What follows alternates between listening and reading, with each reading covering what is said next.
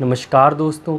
बरसात आ गई है और बरसात में जो सबसे ज़्यादा फैलने वाली बीमारी है वो है मलेरिया। दोस्तों मलेरिया एक ट्रॉपिकल डिसीज़ है और इंडिया एक ट्रॉपिकल कंट्री है, इसलिए भारत में मलेरिया बहुत तेज़ी से फैलता है बरसात के दौरान। तो दोस्तों आज मैं बताऊंगा कि मलेरिया को कैसे फैलने से हम रोक सकते हैं और हमें मलेरिया ना हो इसके लिए हम कौन कौन सी होम्योपैथिक मेडिसिन यूज़ कर सकते हैं। तो मैं डॉक्टर विक्रम, आपका मेरे चैनल में बहुत बहुत स्वागत है। तो चलिए शुरू करते हैं।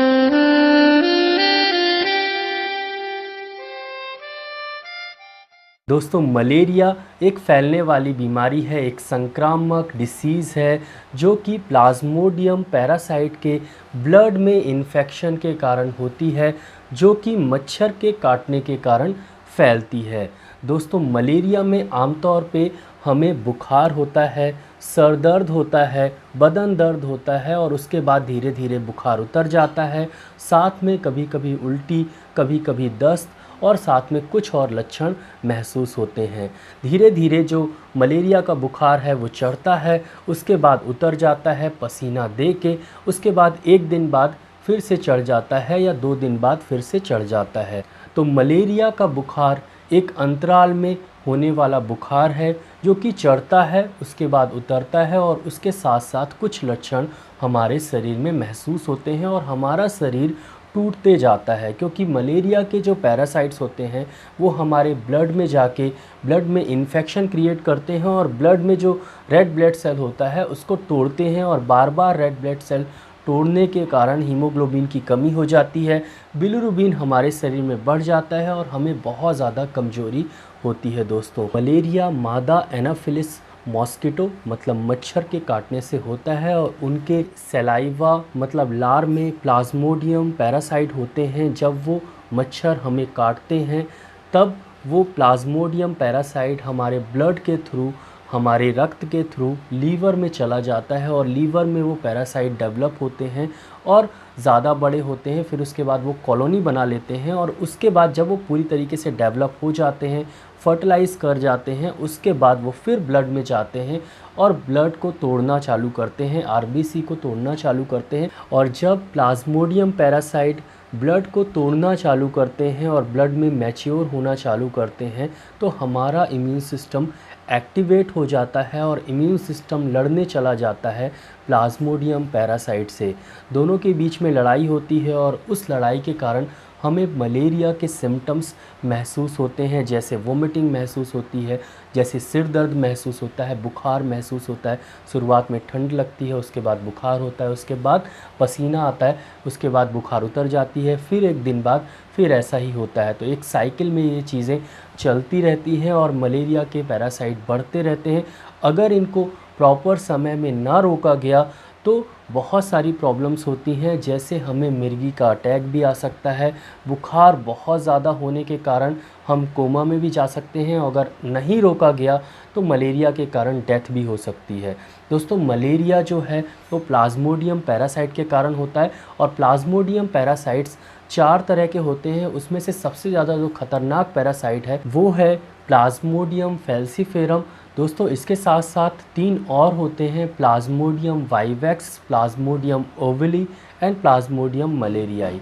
दोस्तों ये 4 तरह के प्लाज्मोडियम पैरासाइट्स होते हैं जिनके कारण हमें मलेरिया होता है। दोस्तों तो दोस्तों इस वीडियो में मैं आपको बताऊंगा प्रिवेंशन। तो सबसे पहले हम बात करेंगे कि कौन कौन सी होम्योपैथिक मेडिसिन को लेने के बाद आपको मलेरिया नहीं होगा। उसके बाद मैं कुछ टिप्स बताऊंगा जिसको यूज़ करेंगे और जिसको आप फॉलो करेंगे तो आपको मलेरिया नहीं होगा। दोस्तों तो मलेरिया से बचने के लिए और मलेरिया हमें ना हो इसके लिए होम्योपैथिक मेडिसिन है मलेरिया ऑफिसिनेलिस 200।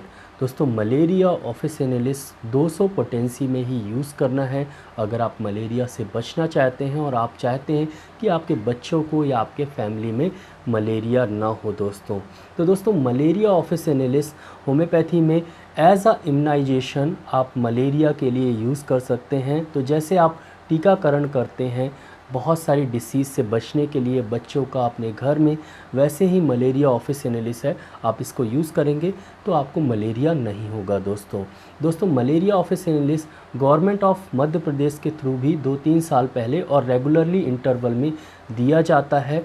हर ज़िले में जहाँ पर मलेरिया के केसेस बहुत ज़्यादा होते हैं वहाँ पर ये मेडिसिन प्रिस्क्राइब की जाती है। गांव-गांव में डॉक्टर्स जाके ये मेडिसिन देते हैं और बहुत ही अच्छे रिज़ल्ट्स हैं। ऐसा देखा गया है कि जहाँ पर ये मेडिसिन दी गई है वहाँ पर मलेरिया के केसेस काफ़ी ज़्यादा कम हो गए हैं। तो दोस्तों मलेरिया ऑफिसिनेलिस बहुत ही इफ़ेक्टिव मेडिसिन है और वेल नोन मेडिसिन है मलेरिया से बचने के लिए। तो दोस्तों मलेरिया ऑफिसिनेलिस यूज़ कैसे करना है ये बहुत ज़्यादा ज़रूरी है, आप अच्छे से लिख लीजिए। अगर आप चाहते हैं अपनी फैमिली में मलेरिया ना हो या आपके आसपास बहुत ज़्यादा मलेरिया के केसेस होते हैं तो आप एक मलेरिया ऑफिसिनेलिस 200 की सीसी ज़रूर घर पे रखिएगा। तो मलेरिया ऑफिसिनेलिस का यूज़ बहुत आसान है। मान लीजिए ये मेरे पास मलेरिया ऑफिसिनेलिस 200 पड़ी हुई है और मुझे खुद पीना है कि मुझे मलेरिया ना हो, तो क्या करना है, तो सुबह सुबह उठना है और सुबह सुबह उठते से ही आपको 2 बूंद मलेरिया ऑफिसिनेलिस पी लेना है और 10 से 15 मिनट तक कुछ भी नहीं खाना है, ना ही आपको ब्रश करना है। 15 मिनट बाद आप सब कुछ कर सकते हैं और सब खा सकते हैं और ब्रश भी कर सकते हैं। उसके बाद आपको नेक्स्ट डे सेम चीज़ रिपीट करनी है, मतलब सुबह सुबह 2 बूंद मलेरिया ऑफिसिनेलिस लेनी है, फिर नेक्स्ट डे फिर सेम चीज़ रिपीट करनी है। तो 3 दिन तक 2 बूंद सुबह सुबह मलेरिया ऑफिसिनेलिस लेना है। जिस दिन आप मलेरिया ऑफिसिनेलिस पिएं उस दिन खुशबूदार चीज़ें, खासकर आप प्याज का उपयोग ना करें और आप लहसुन का उपयोग ना करें और आप जो इलायची वगैरह खाते हैं तो वो ना खाएं। बस इतना ही करना है, आप मलेरिया से बच जाएंगे। बहुत ही इफ़ेक्टिव मेडिसिन है मलेरिया ऑफिसिनेलिस 200 दोस्तों, और इसको आप यूज़ करेंगे तो आपको मलेरिया नहीं होगा। दोस्तों ये थी होम्योपैथिक मेडिसिन मलेरिया से बचने के लिए। दोस्तों अब मैं कुछ आपको प्रिवेंटिव टिप्स बताता हूँ, हालांकि सबको पता होता है लेकिन फिर भी एक याददाश्त में बना रहेगा। अभी मलेरिया फैलने वाला है तो आपको याद रहेगा। तो दोस्तों मुझे याद आ रहा है कि जब मैं छोटा था तो मच्छरों से बचने के लिए हमारे घर में बगल में एक नीम का पेड़ लगा हुआ था, तो नीम की पत्ती और कुछ क्या बोलते हैं कंडे, आपने सुना होगा कंडे के बारे में, काऊ डंग केक इंग्लिश में बोलते हैं, तो उसको मिला के और उसको जला के धुआं फैला दिया करते थे जिससे मच्छर भग जाते थे। और एक फुसफुस करके एक मशीन आती थी जिसमें मिट्टी तेल और कुछ केमिकल्स मिलाते थे और उसके बाद पूरे घर में छिड़काव करते थे जिससे मच्छर मर जाते थे। लेकिन आजकल ये सब करने की ज़रूरत नहीं है, बहुत ही इजी वे आ गया है। बहुत सारे मार्केट में मॉस्किटो रिफिल्स आपको अवेलेबल हैं जैसे ऑल आउट वगैरह, तो उसको आप यूज़ करिए अपने घर में, हर कमरे में ऑल आउट यूज़ करिए और 24 घंटे ही आप यूज़ करिए। तो आजकल जो मच्छर होते हैं वो दिन में भी घूमते हैं और रात में भी घूमते हैं। दिन में भी काटते हैं तो डेंगू हो जाता है, रात में काटते हैं तो मलेरिया हो जाता है। अगर आपके घर में बच्चे हैं तो बहुत सारी लोशंस आते हैं, बच्चे बाहर घूमने जाते हैं और बहुत सारे कंपनियों के लोशंस आते हैं, एक्चुअली में वो केमिकल्स होते हैं जिसमें एक सुगंध होती है जिससे मच्छर उनके बॉडी के करीब नहीं आते और काटते नहीं हैं। तो वो लोशंस आप यूज़ कर सकते हैं, मार्केट में अवेलेबल हैं। तो उन लोशन का भी उपयोग ज़रूर करिए, खासकर बच्चों को ज़रूर लगाना चाहिए जिसके कारण वो बाहर जाएं तो उनको मच्छर ना काटें। दोस्तों जब आप सोते हैं तो मच्छरदानी का उपयोग ज़रूर करें और ख़ासकर कुछ लोग बाहर सोते हैं, आउटडोर में सोते हैं, तो उनको तो ज़रूर मच्छरदानी का उपयोग करना चाहिए जिससे उनको मच्छर ना काटें। अपने घर के आसपास की जो नालियाँ हैं और जो नाले हैं उस पे ध्यान दें, बरसात आने से पहले उसको साफ़ करवाएं जिससे जो पानी का जो बहाव है वो प्रॉपर हो और आपके घर के आसपास पानी रुके नहीं, जिसमें मच्छर के जो लार्वा हैं वो पनपे नहीं। तो इसका ज़रूर ध्यान देना चाहिए। घर में बाथरूम जो है वहाँ पर देखें कि टंकी वगैरह अगर हो तो टंकी में बहुत ज़्यादा पानी का भराव ना हो। अगर पानी भरना ही पड़ता है तो डेली जो है पानी वो खाली होता रहे और भरता रहे जिससे टंकी के अंदर लार्वा ना पनपे और आपके घर में मच्छर ज़्यादा ना हो। दोस्तों अपने घर के आसपास जो भी ऐसी चीज़ है जहाँ पर पानी का भराव होता है वहाँ पर पानी का भराव ना होने दें और गंदगी ना फैलाएं। और मलेरिया ऑफिस एनालिस्ट 200 का उपयोग करें। बहुत ही इफ़ेक्टिव मेडिसिन है। आशा करता हूँ कि आपको इस साल मलेरिया नहीं होगा। अगर आप मलेरिया ऑफिस एनालिस्ट 200 यूज़ करेंगे तो बहुत ही अच्छे रिजल्ट्स मिलेंगे और आप ये मलेरिया से हमेशा बच जाएंगे।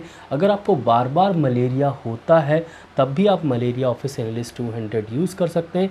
इस कंडीशन में आपको 3 दिन यूज़ करना है और फिर हर सप्ताह आपको एक बार मलेरिया ऑफिस एनालिस्ट लेना है।